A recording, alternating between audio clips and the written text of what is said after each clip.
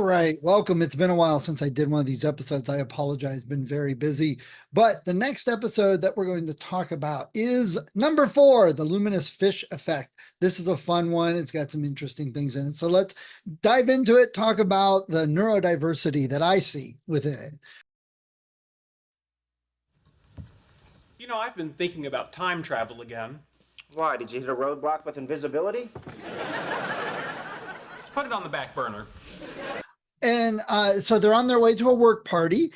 Yes, many neurodivergent minds dread these fun events. People say they're fun, they're draining, they're exhausting, they're tiring. You have to physically think about and analyze every reaction. Social cues are difficult.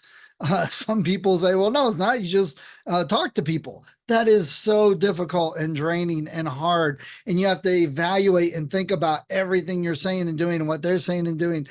And that's usually just makes it worse. So the anxiety builds up. Again, that makes it worse. So it is not fun. Chit chat is not fun. I get that. I understand. Now, of course, like I've said many times before, they go a little overboard sometimes about their humor and trying to make Sheldon over the top, but it's partly to make the point. So Sheldon has prepared what he wants to say when meeting the new department head. He's being extremely sarcastic, which is something he supposedly didn't understand a couple episodes ago. Remember, Leonard had to hold up the sarcasm sign. So, you know, it's an early show. We'll forgive it. Maybe he doesn't think of it as sarcasm, but he's bitter and he has to waste time going to this party. And he feels this new person, this new head of their department is inferior in qualifications. Hence, this is a waste of time. This totally makes sense. You know, the person in charge may be a great administrator, may be wonderful at leading people, may have some qualifications and degrees.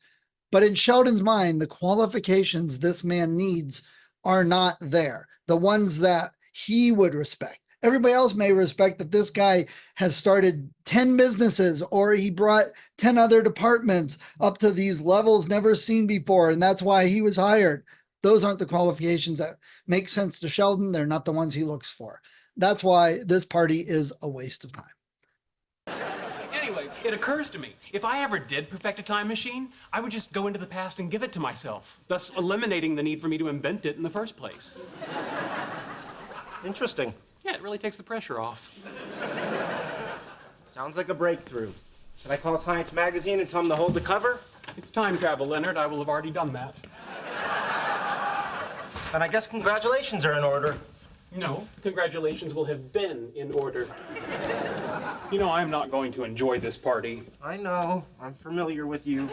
The last department party, Professor Finkelday cornered me and talked about spelunking for 45 minutes. Yes, I was there. You know what's interesting about caves, Leonard? What? Nothing.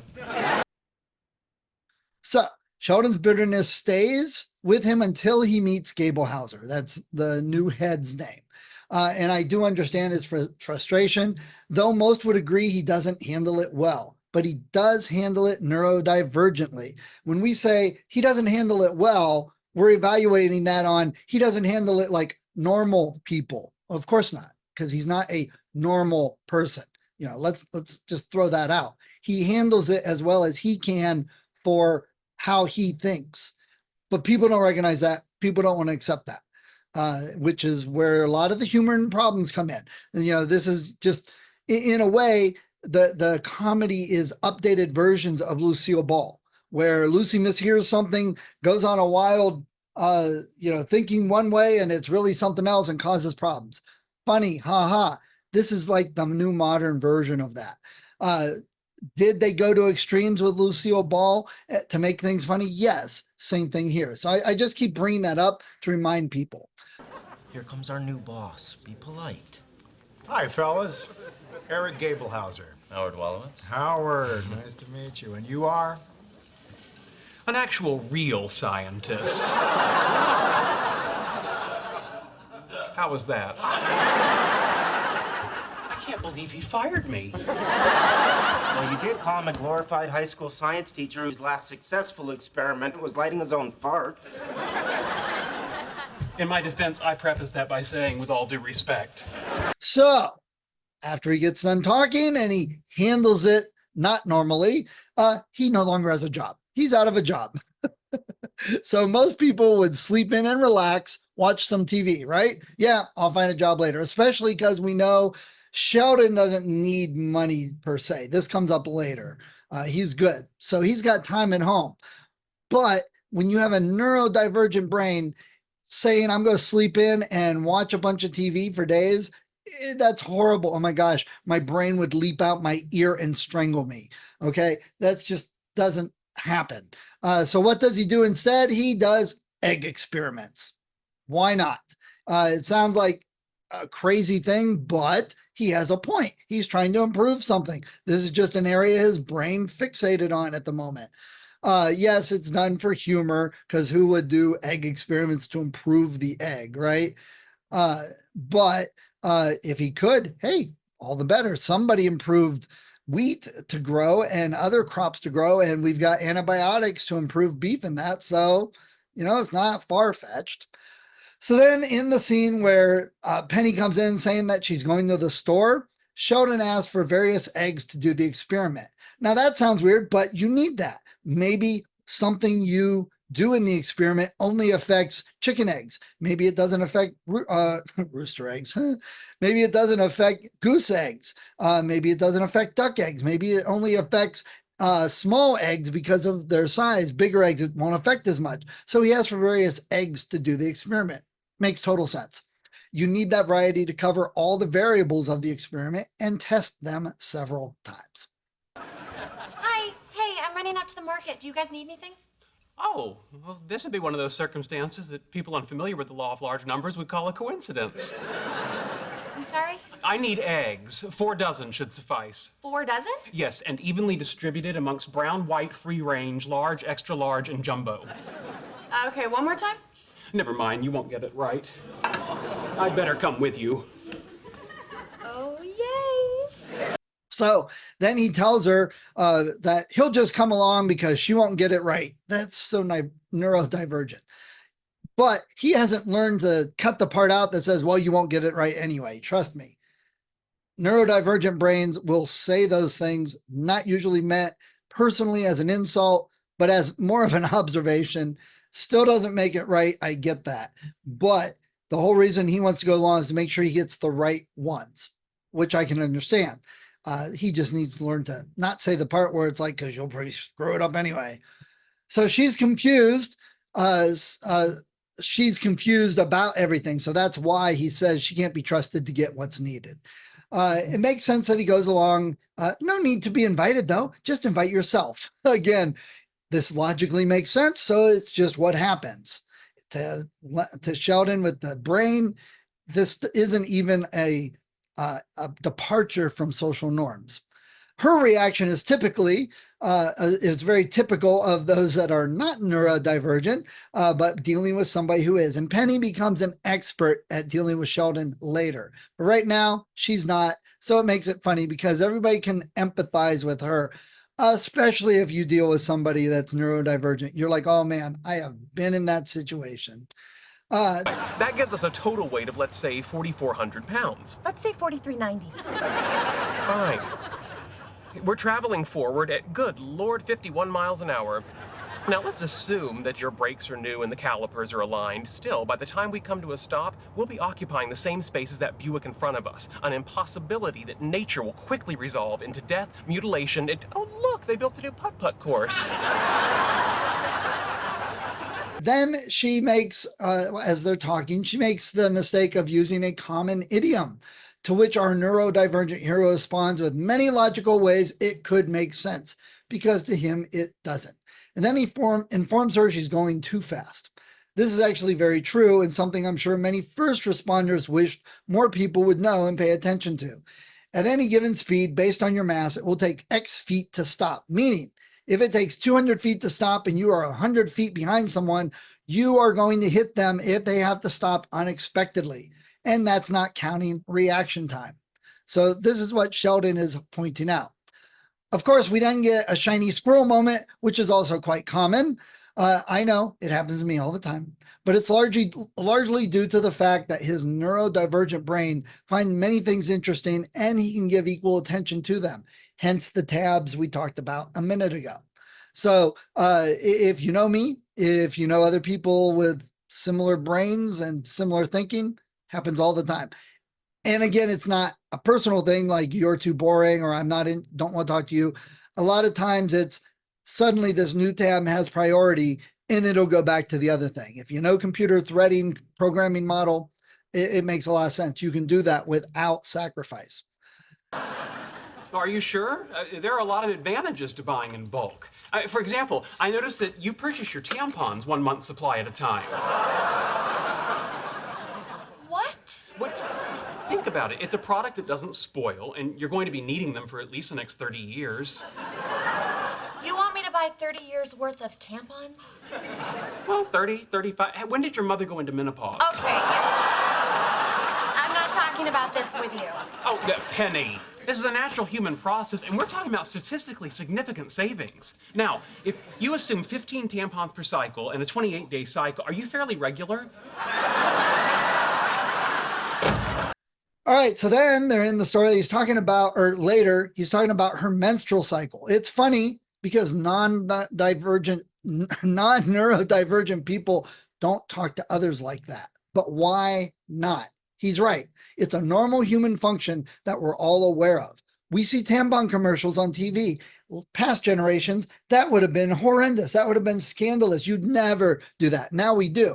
So why is talking about a menstrual cycle wrong or funny? We find it funny because it's uncomfortable. But Sheldon is pretty much right. This is a normal thing. We all know about it. We should be able to talk to it, especially in the terms he's using, very clinical and medical. Think about this. What about those bear commercials about wiping your butt? No one wants to talk about bowel movements, but they found a way to talk about it on TV to sell toilet paper.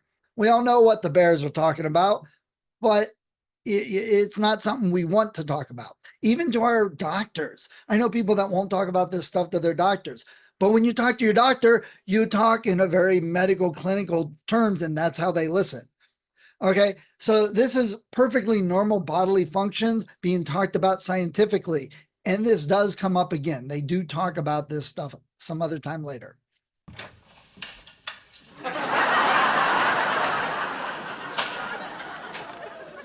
This is a particularly disturbing one. Mommy?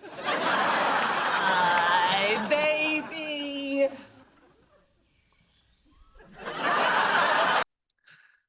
So then this comes a fun part of the episode. We get to another Roseanne alum, Laurie Metcalf as Sheldon's religious mom, which I loved. She was great. I used to love her on Roseanne. She's great in here with Big Bang Theory. And fun fact, how neurodivergent is it for me to say that? In Young Sheldon, the actress that plays Sheldon's mom is Laurie Metcalf's daughter. So I thought that was cool that they did that for that. So as they're walking up the stairs, Leonard says every day he has a new obsession. And this is so neurodivergent, not very surprising to his mother. And if you've watched Young Sheldon, they show a lot of that. And so I have so many tabs open in my brain at times that I can't even keep track of them sometimes. So sometimes something will come up and oh yeah, I was wondering about that type thing. So Sheldon is stressed. Yes, he has lost his job, but more so because it was from someone he considered inferior. I want to make that point that losing his job was not as stressful to him as the fact that this man he felt inferior had enough power to cause him to lose his job. That all of Sheldon's brain, all the things he knows, all his degrees, whatever else, couldn't stop this man from firing him. And this man had the power. That's really what is bothering Sheldon the most. And whether it's right or wrong, this is how I perceive his brain working right now. He's diving headfirst into every obsession, and that's his way of dealing with it. It's avoidance. Yeah, I can see that, definitely. But everybody deals with things different. This is how Sheldon does. Egg experiments, loom weaving, all right? So he says, I was working with Luminous luminous fish, and I thought, hey, loom. So that is way more accurate than most people realize. Taking the loom out of luminous fish and saying loom, and then want to go into explore. Suddenly that's the new tab. That's the priority. That's the interest. He has just as much interest in that loom and learning about it as he did with the luminous fish and as he did with the egg experiments up to a point. It's not just for funny jokes. Seriously, I've been there. I still do that. I know people that do that. People who know me will tell you, yep, he does that. And they really go over the top with his mom's religion. They bring that in the young Sheldon show a lot.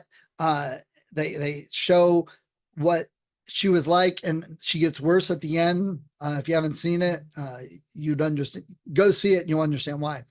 She kind of went off the deep end at the end, spoiler alert. So go watch the young Sheldon show. It's finished. You can binge the whole thing, though I always find things funnier if I'm not binging. That's a whole nother story, whole nother day to talk. You know how your daddy used to say that you can only fish for so long before you gotta throw a stick of dynamite in the water? Yeah? Well, I'm done fishing. You put those on. What for? Because you're gonna go down to your office, you're gonna apologize to your boss and get your job back.